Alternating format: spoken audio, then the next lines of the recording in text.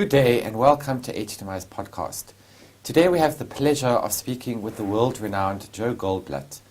Joe is the Executive Director of the International Centre for Planned Events at Queen Margaret University in Edinburgh.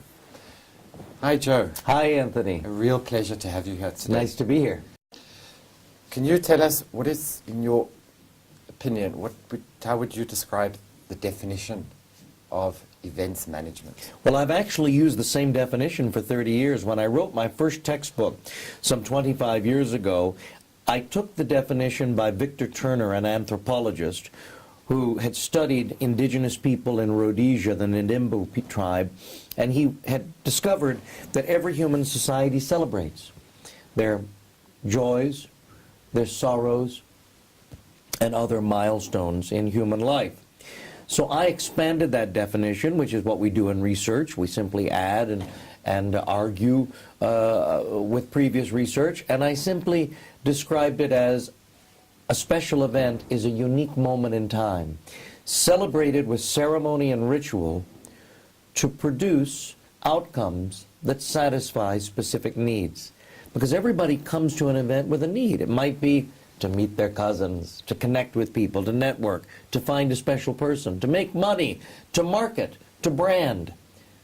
And the event producer must satisfy those needs. I love that definition. Now, you know, today when people think of events, people think of a wedding, they think of a conference, they think of a bar mitzvah, you know, a get-together of people. But today the industry is a lot bigger than it was in the past. You know, today we talk about the MICE industry. Can you explain what is the MICE industry? Give some examples of different types of events to make people understand this huge industry? Yes, you know, the MICE industry is somewhat of a misnomer. It was created in the 1960s after World War II when the jet airplane was created to be able to promote air travel and so on, because people could now stay for a shorter period of time. They didn't have to travel by steamer and stay for 2 weeks at a conference, etc. So this was really the growth of the MICE industry, which of course stands for meetings, incentives, conventions, and exhibitions. Well, the MICE industry since that time has really developed beyond that to encompass various types of events, whether it be trade fairs, festivals, mega sporting events, including the Olympic Games, the Commonwealth Games, etc. But what has happened in recent days is because of what we call the AIG effect, the bad reputation of some corporations who have taken, especially U.S. government money that's invested in them, and held corporate meetings at lavish, posh places. There's been a reluctance by corporations to do this. So the association, trade and professional associations, continues at a flat pace, a little up, but mostly flat. And what we're seeing is growth in the social events industry, weddings, bar bat mitzvahs, because these milestones go on and on. And they're private, they're not public, so you can spend as much money as you want and no one's going to criticize you. I mean, today events happen on a global scale. And, you know, events such as Olympic Games, Commonwealth Games, World Cup Soccers, many people say these are events to foster peace and understanding. What is your explanation? Well, I absolutely agree, but they're also highly politically charged. Let's look at the Beijing Olympic Games, the torch relay, which was canceled in Paris and other cities. That's not an example of promoting peace, because there was so much violence surrounding that because of the political activities of the People's Republic of China. Another example would be the opening ceremonies in Beijing, in which Steven Spielberg pulled out as the consulting executive producer a few weeks before because of China's lack of involvement in a positive way with Darfur. And so every event is in fact politically charged, and therefore it's up to the event organizers to make certain that politics does not negatively impact the outcome of the event. I mean, some people may say that's a difficult thing, because a lot of countries, use that event as a marketing tool to show the world's eyes, to spotlight their country, their culture. I mean, South Africa recently used the World Cup, to put South Africa on the world map. However, in the build-up to the World Cup, there was, again, a lot of negative publicity, FIFA being very concerned that South Africa would not be ready, a shortage of 60,000 hotel rooms, people going on strike, crime was a big issue. So yes, I mean, would you agree there is the positive image to, destinations holding events, but how would governments overcome this negative image that, again, demonstrators, the world press like to talk about?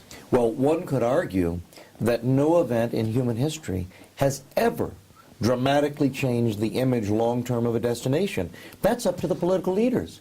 All of the work that's done before and all of the work that happens afterwards, the event is just a tiny intervention in the life of that destination. For example, recently, His Holiness Pope Benedict XVI visited Edinburgh, and my International Institute created the research that documented the outcome of that visit. We interviewed 100 people, and we looked at 172 news media articles over the 45-day period leading up to the visit and then after the visit. There was obviously a positive upturn in the media coverage after the visit. People felt good, etc. But the people we interviewed, the 100 respondents, all said the negative coverage absolutely influenced their opinion about the event. If the coverage had been more positive, perhaps the post-event coverage might have been even higher. So they also told us, very interesting, that one visit by a pope to a city doesn't change the actions of hundreds of years of a church organization. It's now up to the church organization to use that visit to behave in even a more powerful, positive way in the future. So events can be a catalyst for change.